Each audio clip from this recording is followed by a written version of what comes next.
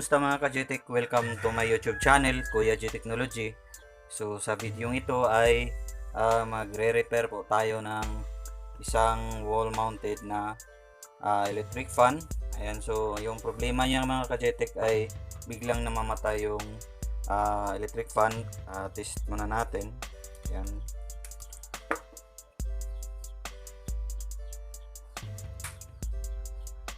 So, panda rin siya natin mga ka-GTech. So, yun ang kanyang problema. Di siya umaandar mga ka-GTech.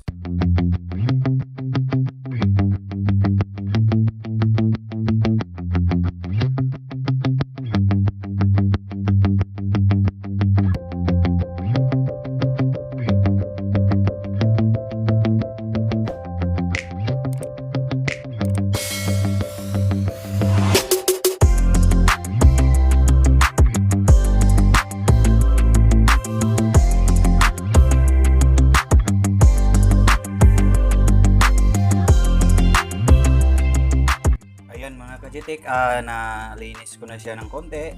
So, i-troubleshoot na natin siya. So, unang step na gagawin natin is i-test natin yung gamit yung tester natin.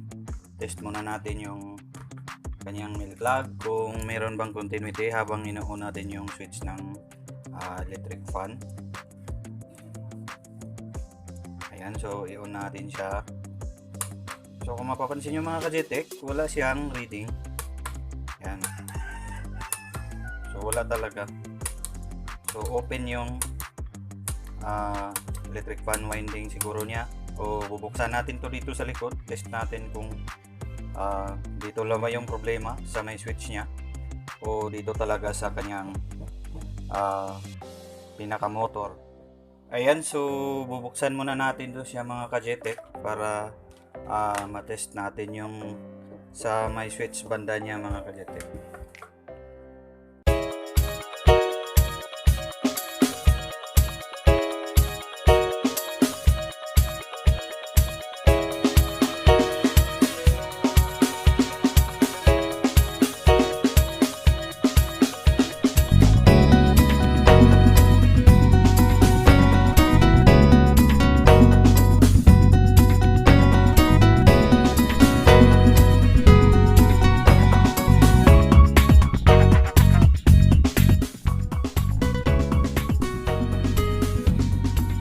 Ayan, so nabuksan na natin siya mga ka-GTech. So next natin gawin, i-tester natin yung power cord niya kung wala bang putol dito. So test natin yung kanyang continuity. So yung power cord niya, ito yung blue at saka yung brown. Ayan, so tatanggalan muna natin to ng electrical tape para makita yung connection.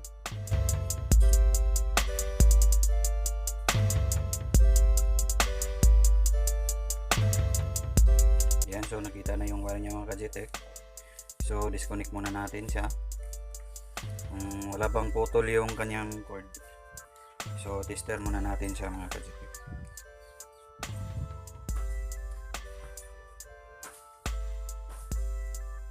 Yan, so merong continuity mga ka-GTech. Yan, so kung mapapansin nyo, nag-reading yung tester natin. So i-test naman natin yung kabila ng milk plug natin doon sa kulay brown dito.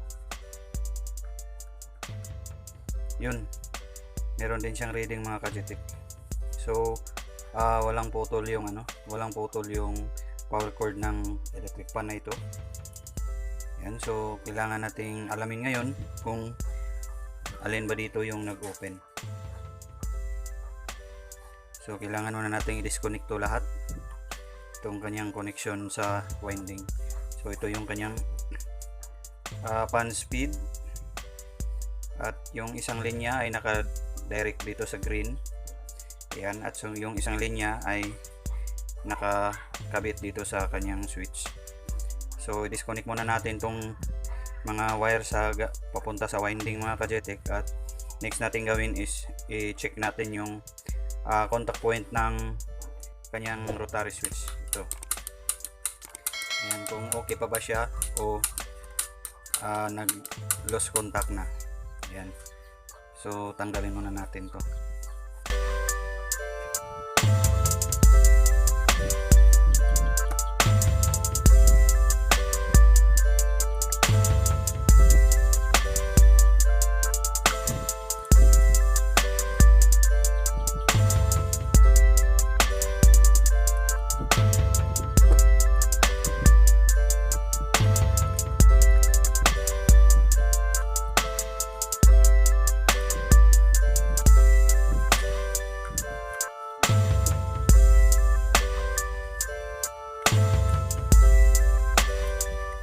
Ayan, so natanggalan natin siya mga ka-GTEC. So ang next natin gawin, titesteran natin to kung okay pa ba yung contact ng switch.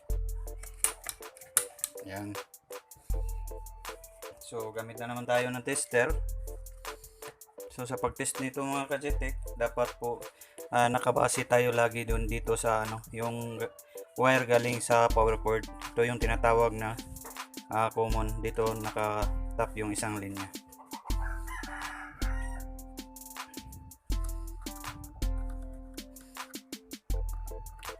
Ayan, so wala dahil po naka-off siya.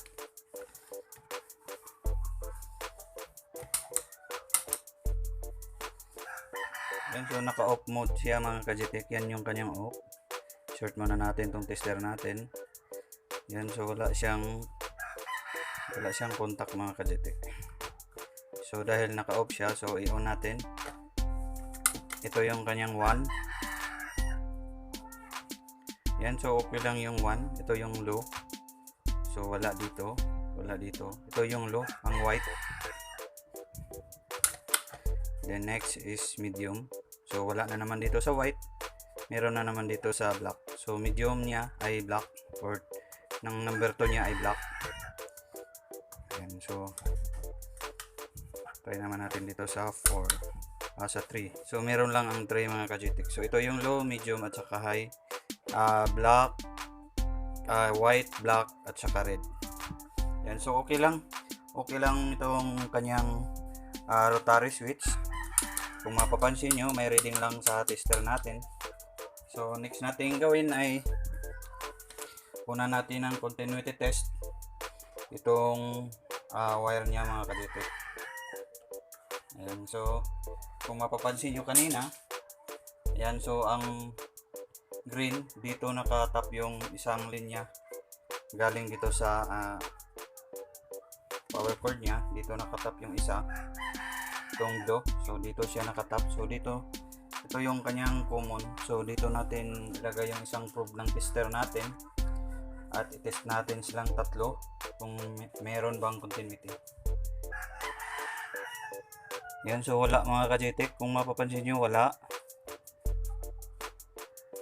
din. Ayan, wala din siyang continuity.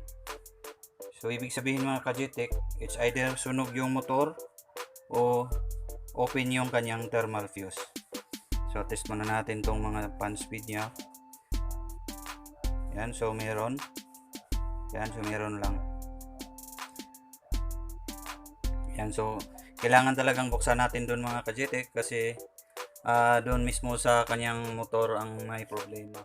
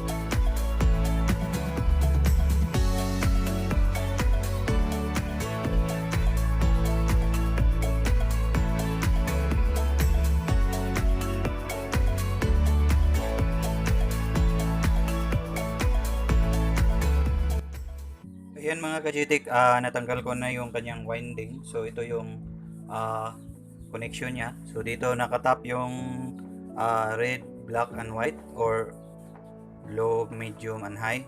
At yung banda dito, yung green. Ayan, so kung makikita nyo, so nakatap siya dito. So bago siya nagtap dito, so nakaseries siya dito patungo sa ano. So ang kanyang thermal fuse. Ayan, so i-tester na lang natin tong thermal fuse niya. So bali yung nagtatanong sa previous video ko kung saan ba ikinabit yung thermal fuse. Yan, so sana po mapanood mo ito. So ang thermal fuse po ay naka-series po yan sa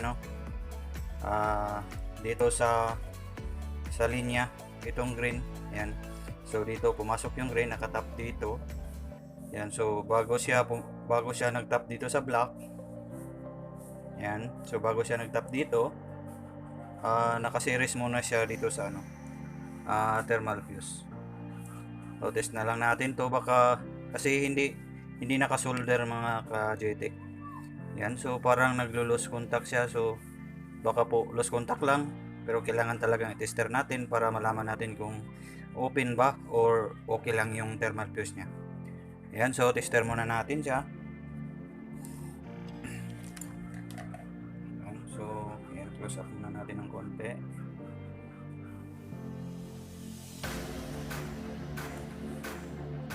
Yan, so ito yung kanyang thermal fuse mga ka-JTech.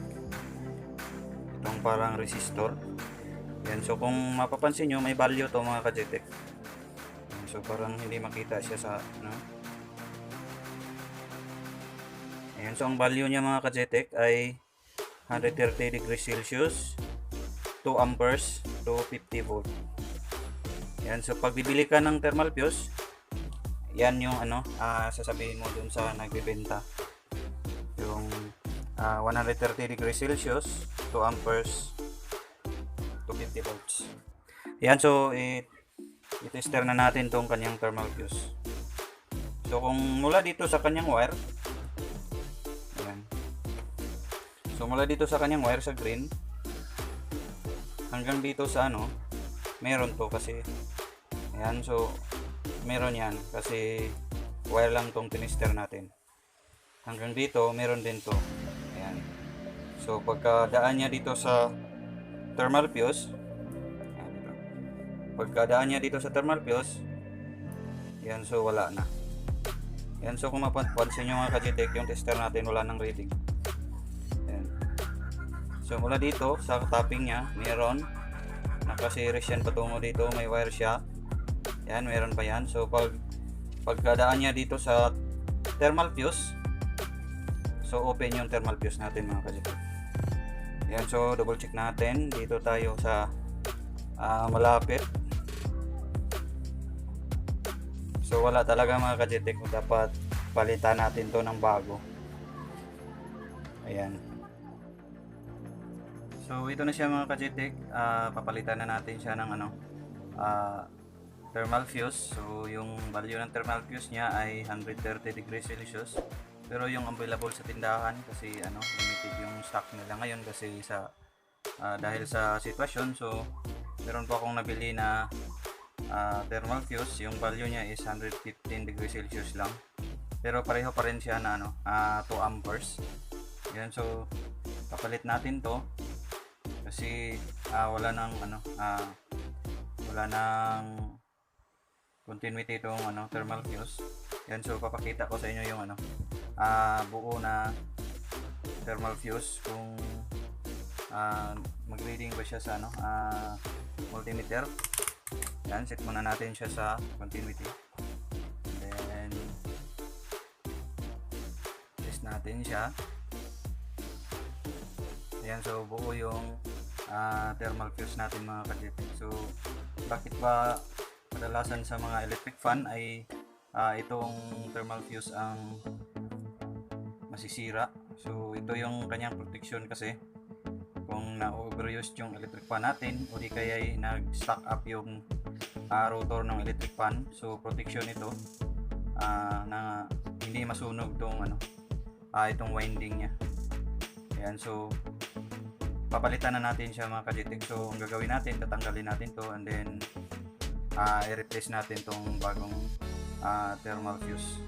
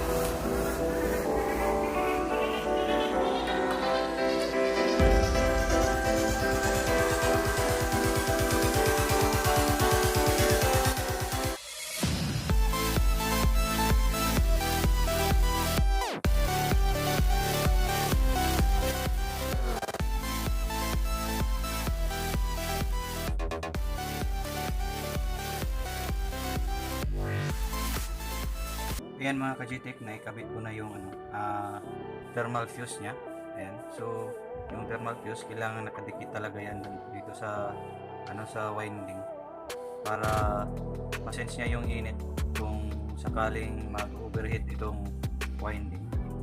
So, yung thermal fuse ay naka-series connection po yan sa common.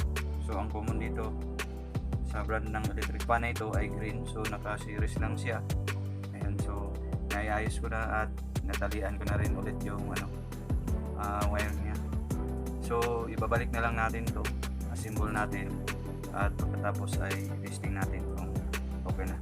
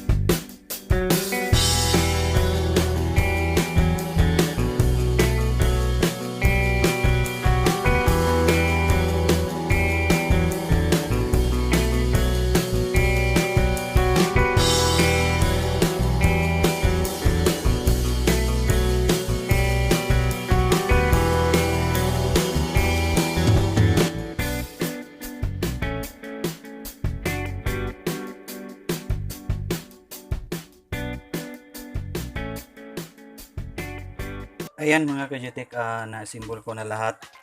Naikabit ko na yung kanyang kapasitor, pati yung connection ng ah, selector switch niya dito. So ang gagawin natin ngayon ay ipa-final test na natin siya.